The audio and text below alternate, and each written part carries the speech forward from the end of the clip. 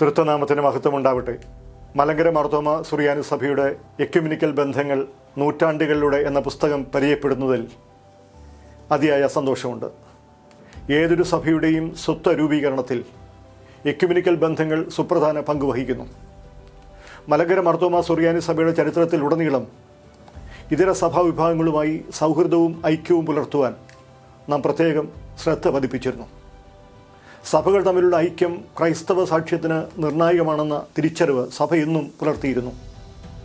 സഭകൾ തമ്മിലുള്ള ഐക്യം എന്നാൽ ഏകത, ഓർഗാനിക് യൂണിറ്റി എന്ന് വിവക്ഷിക്കുന്നില്ല.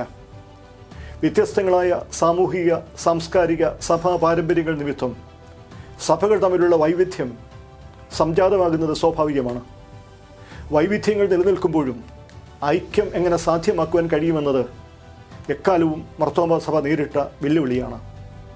വിശുദ്ധ യോഹന്നാൻ എഴുതിയ സുവിശേഷത്തിൽ ക്രിസ്തു ശിഷ്യർ ഒന്നായിരിക്കണം എന്ന യേശുവിൻ്റെ മഹാപുരോഹിത പ്രാർത്ഥന സഭാ ഐക്യ പ്രവർത്തനങ്ങൾക്ക് എന്നും ഊർജം പകരുന്നു.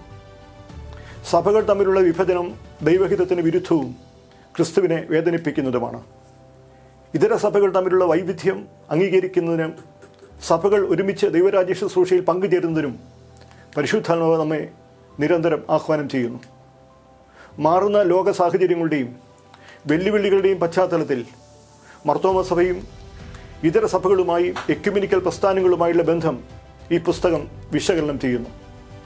മലങ്കര മാർത്തോമ സുറിയാനി സഭയുടെ സഭാ ഐക്യശ്രമങ്ങളെ വിശകലനം ചെയ്യുമ്പോൾ ആധുനിക എക്യുമെനിക്കൽ പ്രസ്ഥാനങ്ങൾക്ക് മാർത്തോമ സഭ മുൻപേ പറക്കുന്ന പക്ഷിയാണെന്ന് പറയാൻ കഴിയും.